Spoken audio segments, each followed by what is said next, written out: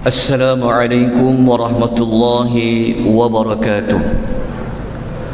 Alhamdulillahi rabbil alamin, wassalatu wassalamu ala ashrafil anbiya'i wal mursalin wa ala alihi wa sahbihi ajma'in, amma ba'd. Muslimin dan muslimat rahimani wa rahimakumullah. Alhamdulillah, pagi ini Allah masih lagi memberikan kita ruang dan peluang dengan rahmat dari Allah Azza wa Jal, kita dapat meneruskan pembelajaran tadabbur ringkas bagi surah Al-Insan. Pagi ini insya-Allah kita akan masuk pada ayat yang ke-9 dan pada ayat yang ke-10, yang mana ayat yang ke-9 ini adalah ayat yang Allah memperincikan bagaimana golongan al-abrar, golongan yang banyak melakukan kebaikan, yang banyak melakukan amal soleh ini, bagaimana cara mereka dalam mereka memberikan makanan kepada orang-orang yang memerlukan. Apa cara yang mereka lakukan? Kalau kita belajar pada ayat yang ke-8 pada pagi semalam, kita diberitahu oleh Allah memberi petunjuk kepada kita adalah memberi makanan yang disukai, yang terbaik. Maka pada ayat yang ke-9 Allah melanjutkan lagi apakah cara yang terbaik di dalam kita memberikan makanan dan selainnya. Jadi kita baca pada ayat yang ke-9, A'udzu billahi minasy syaithanir rajim.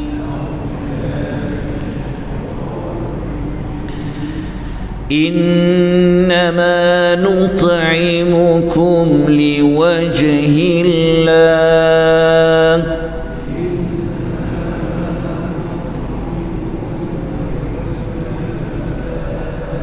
la nuridu minkum jazaa'an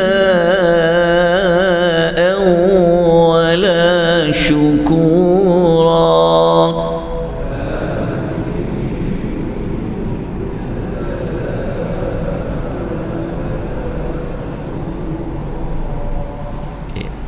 Golongan al-abrar ketika mereka memberikan makanan yang terbaik, mereka mengatakan hanya sesungguhnya kami memberikan makan kepada kamu. Ada dua niat dia. Ada satu niat dia yang utama. Dia kata kami bagi makan yang terbaik ni kepada kamu, dia kata liwajhillah, kerana Allah semata-mata. Dia kata, maksudnya dia kata kami bagi makanan yang terbaik. Kita telah ulas pada hadis malam, bukan saja pada makanan lah, apa pun kami bagi yang terbaik semata-mata nak mencari redha Allah. Kemudian dijelaskan macam mana bentuk semata-mata mencari redha Allah. Mereka mengatakan la nuridu minkum jazaa, kami tidak mengharapkan apa-apa balasan pun daripada kamu yang diberi makan, wala syukura, dan kami juga tidak mahu sebarang ucapan terima kasih daripada kamu. Ni dia panggil cara menginfakkan harta, bersedekah, seperti memberikan makanan dengan cara yang paling sempurna. Sampaikan dia kata tak payah ucap terima kasih, dia kata. Sedangkan kita belajar, kalau orang memberi, kita yang menerima kena mengucapkan terima kasih. Tetapi kita yang memberi, kita kata ucap terima kasih pun saya tak nak, dia kata. Apatah lagi nak mengharapkan balasan. Dia buat kenapa? Semata-mata mencari redha Allah. So daripada ayat ni kita lanjutkan lagi. Apa makna mereka mencari semata-mata kerana redha Allah? Kata Al-Imam Ibnu Katsir, kerana mereka mengharapkan thawabillahi wa ridahu, mereka mengharapkan pahala. Maknanya golongan abrar ni dia tak fikir langsung apa manusia itu akan bagi pada dia. Diharapkan ganjaran tu dari siapa? Ganjaran tu dari Allah. Apa kalau kita baca dalam Tafsir Sa'di pula mengatakan, Imam Sa'di mengatakan mereka tidak mengharapkan balasan kebendaan ataupun sanjungan ataupun pujian. Ini dipanggil orang yang ikhlas.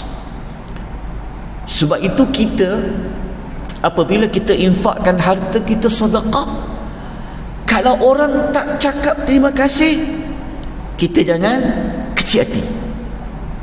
Kadang-kadang sikap kita ni mudah kecil hati kalau orang tak menghargai kita.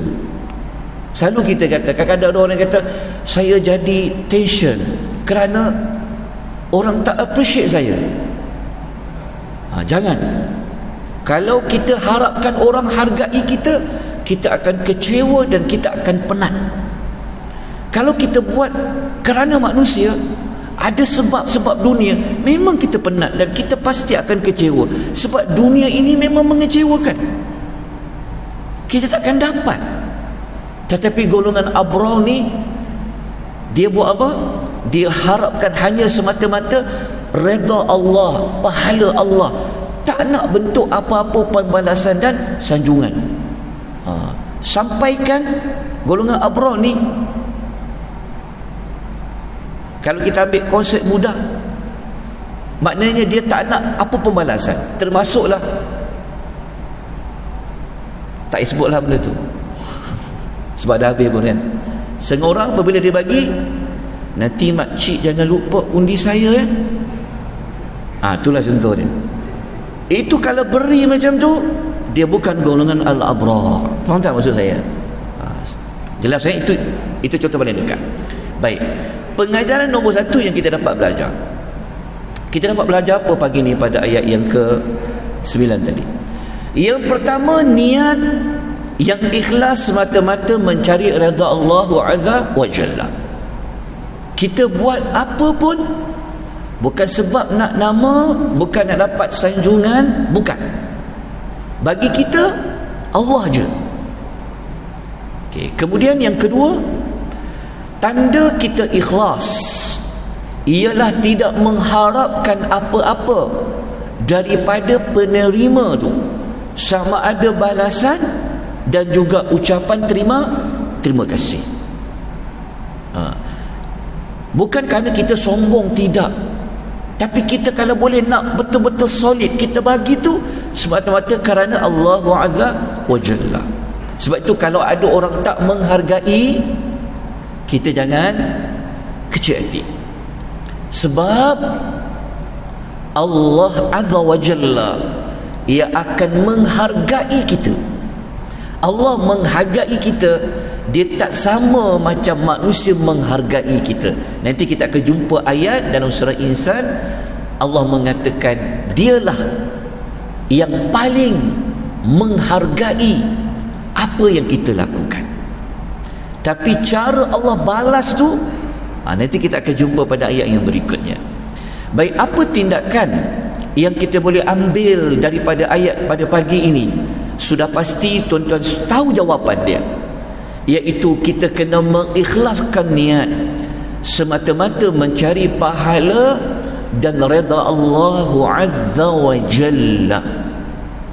Dalam nota tu saya ada nukilkan 2 ayat Al-Quran dalam surah yang lain, iaitu surah Hud ayat 15 sampai ayat nombor 16, dan tuan-tuan juga boleh rujuk dalam surah Syura ayat nombor 20. Dua-dua ayat ni kalau tuan-tuan tengok dekat muka surat, dekat surah Hud tu, ayat nombor 15 tu, Allah beritahu macam ni: siapa-siapa dekat dunia ni, kalau dia buat amal soleh, dia nak nama, dia nak pujian, dia ada udang di sebalik batu ke, udang sebalik mi ke, apa pun, Allah kata dia nak nama, kami akan bagi. Allah kata dia nak dapat pujian, kami akan bagi pujian. Allah kata itu pada ayat nombor 15. Tetapi ayat nombor 16, Allah mengatakan Apa dia? Ulaika alladhina laysa lahum fil akhirati illa an-nar. Allah kata, tetapi kalau di akhirat nanti mereka dah tak dapat apa-apa pun dari Allah di hari akhirat, melainkan mereka mendapat azab api neraka. Maksudnya apa? Sepatutnya kita ni, apa yang kita lakukan amal soleh ni, kita bukan semata-mata nak nunjuk-nunjuk, bukan kita ada sebab duniawi, bukan. Kalau kita nak sebab duniawi, Allah kata ayat 15, Allah akan bagi. Allah kata, kau nak sepemos mana? Allah boleh bagi. Allah kata, engkau nak balasan apa dekat dunia? Allah boleh bagi. Tapi Allah kata nanti di hari akhirat engkau dah tak ada apa-apa, kata Allah. Mana kita nak?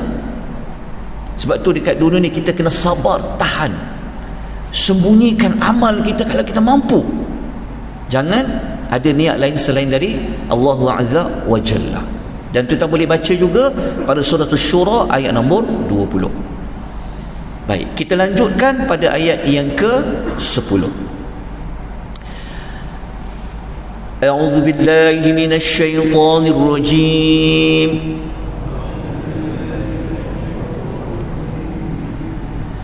Inna nakhafu min rabbina yawman abusan qamtarira.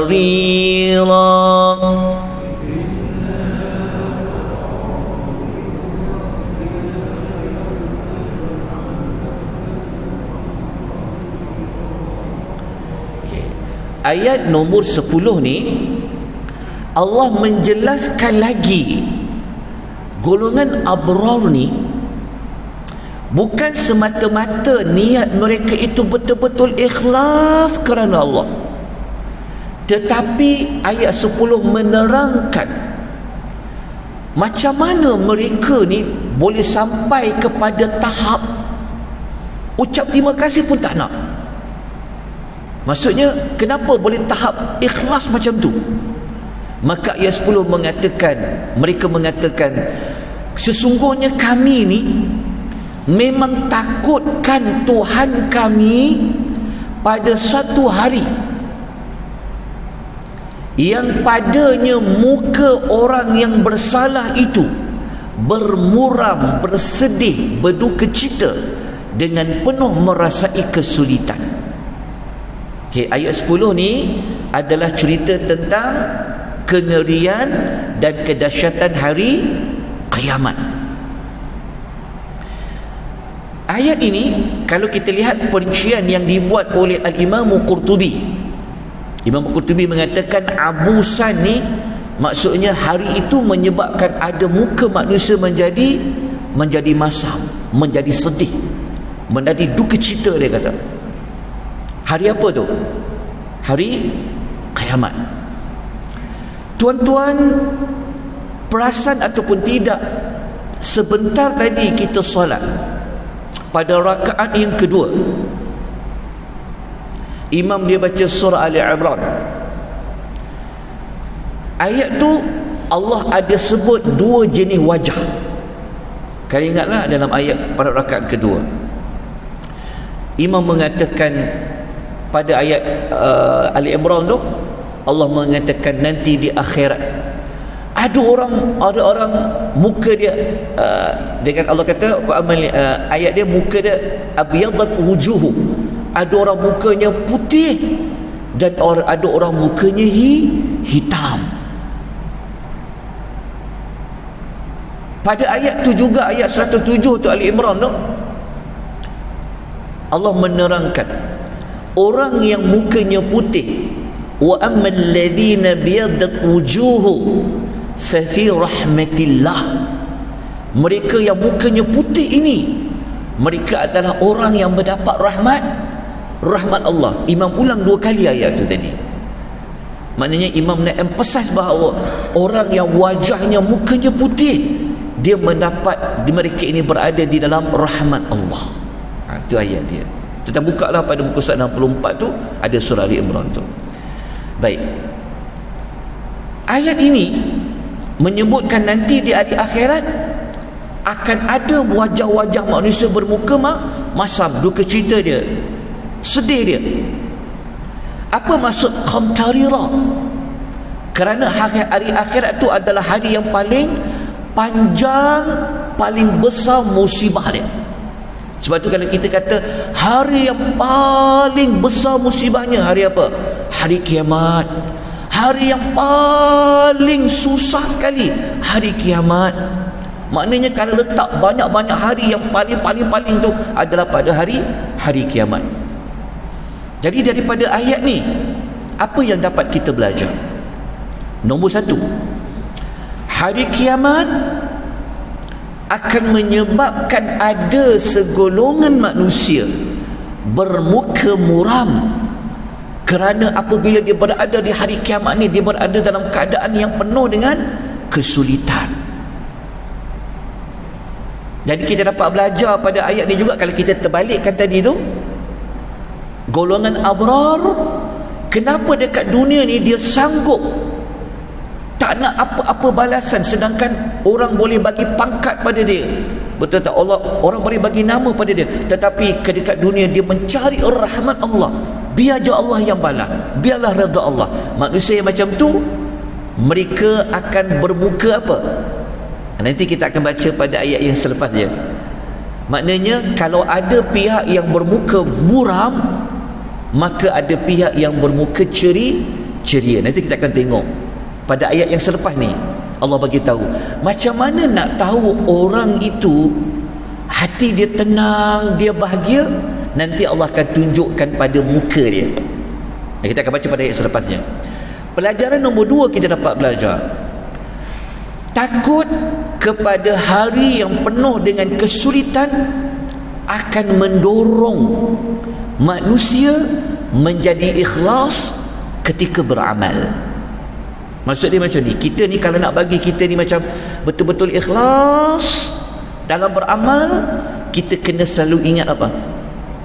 Ingat hari kiamat. Kalau sekarang ni aku viral lah pada orang aku buat baik ni, zaman sekarang ni zaman ada kalau orang suka viral kebajikan dia buat. Dia bangun solat malam pun dia selfie, dia pusing Kaabah umrah pun dia selfie. Sekarang ni zaman orang cerita, dia buat apa? Bukan semualah, ada setengah pihak. Anda cari apa sebenarnya? Faham tak maksudnya? Dia buat apa pun kebajikan, semua nak kongsi pada orang. Nak apa? Tapi kita jangan hukum manusia.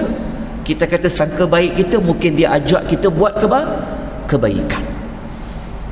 Tetapi cara untuk kita supaya amal kita, tuan-tuan, amal ni kalau tak ikhlas, tolak habis.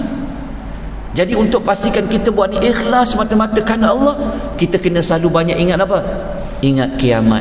Kalau dekat dunia aku dapat semua benda dah, nanti kat akhirat aku dapat apa? Aku tak nak termasuk dalam muka manusia yang akan bermuram bersedih di hari kiamat. Jelas tak tuan-tuan? Okey. So apa tindakan yang kita kena lakukan berdasarkan ayat yang 10 tadi? Tak lain dan tak bukan, kita kena membina, menambahkan lagi rasa takut kita yang mendalam terhadap hari kiamat. Cara dia macam mana? Kita kena belajar. Lagi luas ilmu kita tentang kiamat, dia boleh bantu kita, push kita dalam beramal ni macam mana. Tapi kalau tak faham kiamat tu apa, tak nampak kiamat tu susah, tak nampak kiamat ni payah, itu yang kadang-kadang nak amal malas, nak kadang buat amal. Jadi cara dia apa? Tuan-tuan kena mendalami kiamat tu macam mana. Okay, kalau dia punya cerita dia, tuan-tuan kena mendalami, tuan-tuan kena belajar tentang macam mana tiupan 1 berlaku, tiupan 2 berlaku, bangkit dalam kubur ni macam mana, lepas tu berkumpul di tengah di padang mahsyar macam mana, matahari terik di atas kepala macam mana, lepas tu ada telaga Kausar yang Allah sediakan kepada Nabi SAW. Dapat tak kita minum air tu? Lepas tu kita kena belajar tentang syafaat. yang terbesar yang ada pada Nabi SAW, macam mana Allah hisap amal. Lepas tu kita kena mendalami macam mana timbang amal.